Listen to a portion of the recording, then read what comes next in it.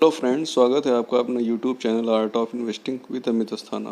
Last video में हम लोगों ने जाना टर्मिनोलॉजी ऑफ स्टॉक मार्केट क्या होता है। आज हम फंडामेंटल स्टॉक मार्केट वर्ड्स को जानेंगे और किसी भी शेयर के फंडामेंटल्स को कैसे चेक किया जाता है उसको भी संक्षेप में जानेंगे। किसी भी स्टॉक में निवेश करने से पहले हम जानेंगे मार्केट में कितने प्रकार के स्टॉक लिस्ट हैं जहां हम निवेश कर सकते हैं। मार्केट कैपिटलाइजेशन के आधार पर मार्केट में 3 प्रकार के स्टॉक होते हैं: large cap stock, mid cap stock, small cap stocks. सबसे पहले हम जानेंगे मार्केट कैपिटलाइजेशन क्या होता है। मार्केट कैपिटलाइजेशन किसी भी कंपनी में निवेश या ट्रेडिंग करने से पहले देखे जाने वाला एक इम्पॉर्टेंट डाटा है जो हर निवेशक के डिसीजन को प्रभावित करता है।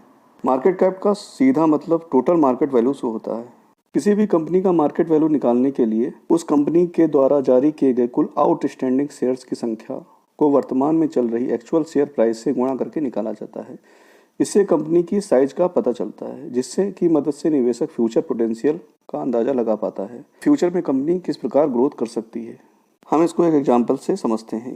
सपोज करिए इन्फोसिस के शेयर का प्राइस 200 रुपये है वर्तमान में और इन्फोसिस के द्वारा कुल 10,000 शेयर जारी किए गए हैं, तो ऐसे में इन्फोसिस का कुल मार्केट कैपिटलाइजेशन 20 लाख रुपए होगा। वीडियो आपको अच्छा लग रहा हो तो वीडियो को लाइक और चैनल को सब्सक्राइब अवश्य कर लें।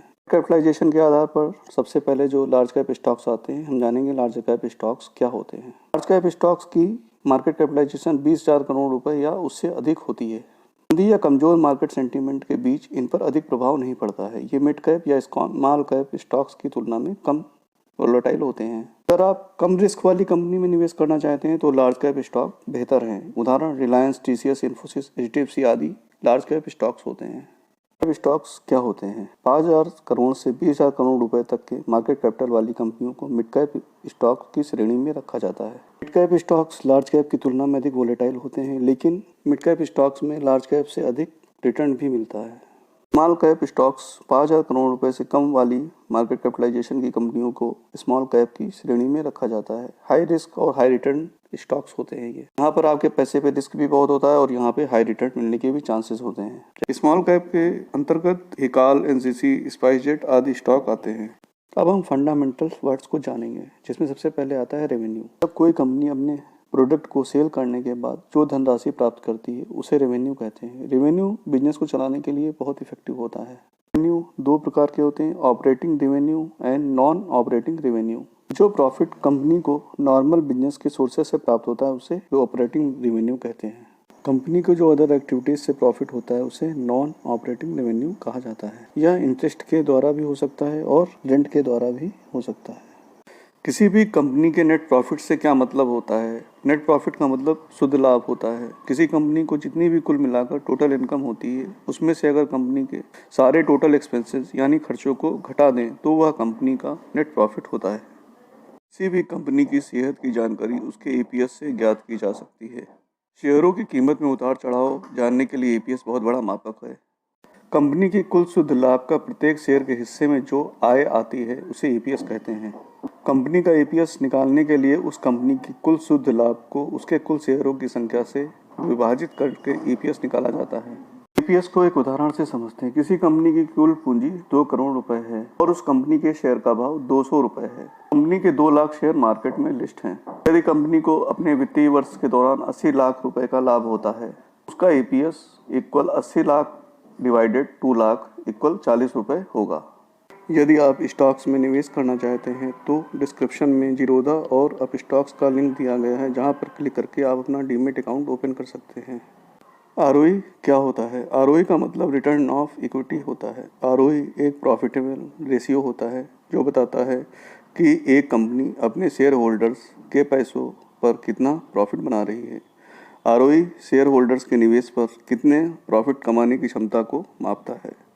आरओई की मदद से हम उस कंपनी के ग्रोथ रेट का अनुमान लगा सकते हैं तथा कंपनी की स्थिरता का आकलन भी आरओई की मदद से कर सकते हैं। आरओई के द्वारा उसी सेक्टर की किसी दूसरी कंपनी के साथ उसकी तुलना की जा सकती है।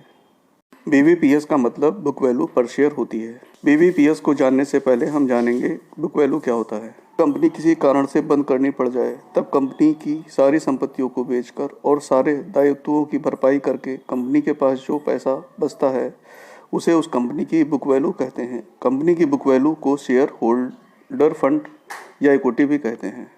BVPS किसी शेयर की वर्तमान मार्केट प्राइस और बुक वैल्यू के बीच के अंतर को BVPS कहते हैं। शेयर की बुक वैल्यू का वर्तमान मार्केट प्राइस से तुलना कर यह अंदाजा लगाया जा सकता है कि शेयर अपने वास्तविक मूल्य से कितना डिस्काउंट या प्रीमियम में खरीदा या बेचा जा रहा है। जब शेयर के मार्केट प्राइस को बुक वैल्यू से भाग दिया जाता है तो जो राशिफल निकल कर आती है उसे BVPS कहते हैं। डेप्ट ऑफ इक्विटी यह कंपनी के कुल कर्ज और इक्विटी का अनुपात है। डेप्ट से पता चलता है कि कंपनी कितना लिवरेज इस्तेमाल कर रही है, यानी कि कंपनी अपने कारोबार के लिए अपने शेयर धारकों की तुलना में कितना कर्ज ले रही है।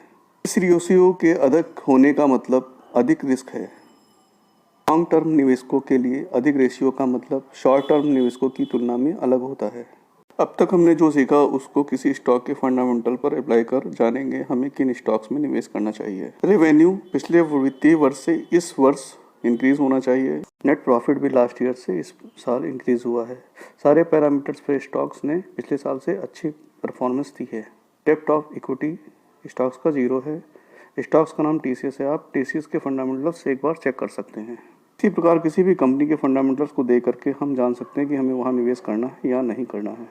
वीडियो आपको अच्छी लगी हो तो वीडियो को लाइक और चैनल को सब्सक्राइब अवश्य कर लें। Thanks for watching.